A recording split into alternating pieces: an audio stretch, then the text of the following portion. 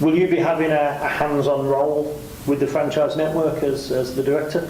Yeah, massively. You know, what we have though is a great team of people, so it won't just be me, but obviously I'll be overseeing and making sure that we get the right people in, because it's vitally important to how we build the business and how the business has grown throughout the UK, that we get the right people. But I'm massively confident with the team of people we have at head office as well, that actually, you know, we can all add to the value of the franchisee. But I'll definitely be looking out from a rugby specific point of view around the programs and the education, and helping them with marketing their business in the social circles with the Wooden Spoon and that network.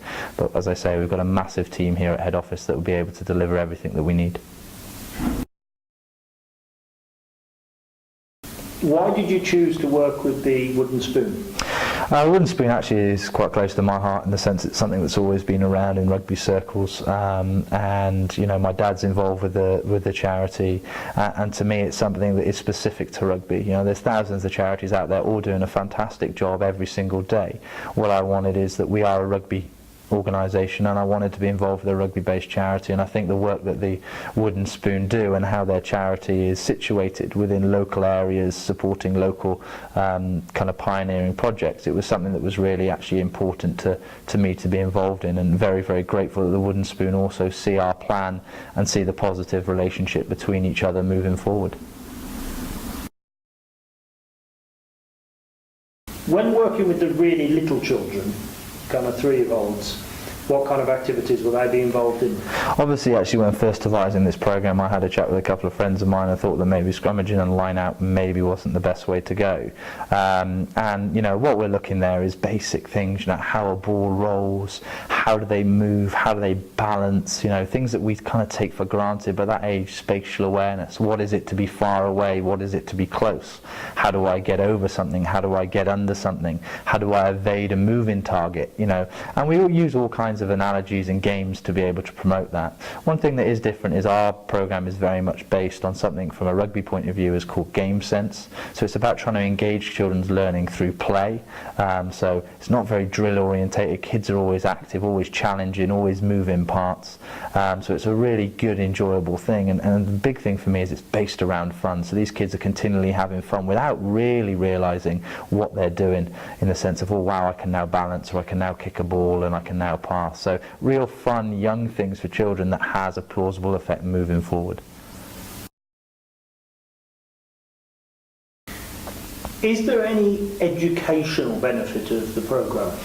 Yeah, massively. Not in the sense of something that is attainable on record, in the sense of, oh, that's going to be one way or the other. But one of the big things here with education is, well, what is education? What are we trying to educate people to do? And one of the big things from rugby is the core values. And we go on about them a lot, there's no doubt about it. But actually, what is important for a young child? Is it to have respect, to understand discipline? Is it to work together as a team? And do these values actually portray into real life, into the school environment, into the workplace? And massively so. And I think it's important that we do work really hard to build these values in, and through the sport anyway, these values are foreseen on a Saturday and Sunday, even with respect to referees and language and the way that players carry themselves. And if anything, that's the steep tradition of rugby, and it's vitally important that as a company we keep that, and we have done. So these children will be educated in the understanding of, well, what's teamwork, what's friendship, how to work with peers. So it's really, really important to us.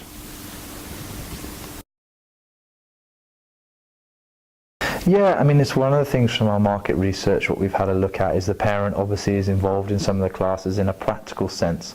But after the class finishes, obviously the whole program is always devised around the child.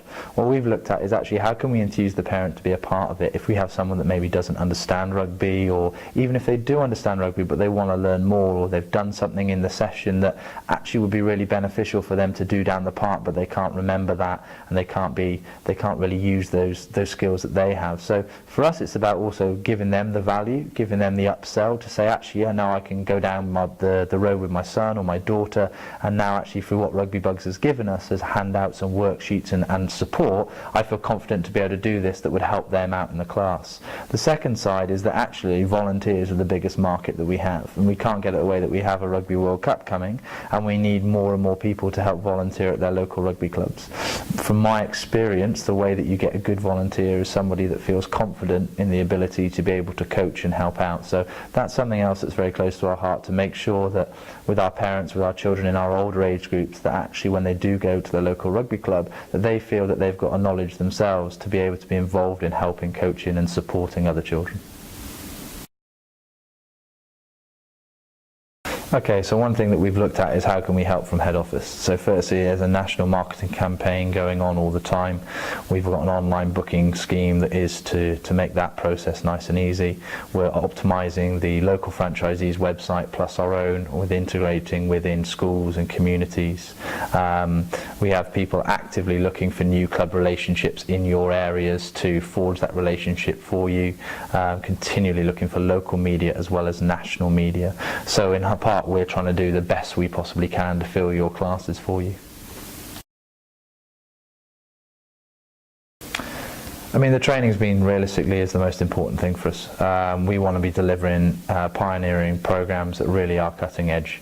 What we also need is coaches that are massively confident to be able to deliver that. In comparison to other franchise models, we're really keen on giving coach education and training, where our coaches will be in for a minimum of 2 days a year, really getting into the depths of the game sense, understanding the coaching language that we want to use. But it's not just that, it's that continued support to make sure that we're ever challenging the coach, but the coach also feels that he's developing as well, so he's delivering a better project. We're continually looking at ways to deliver and change the philosophies, using video, using cue cards, using things to our disposal, video analysis of sessions as well for coaches to be able to appraise themselves and have a look.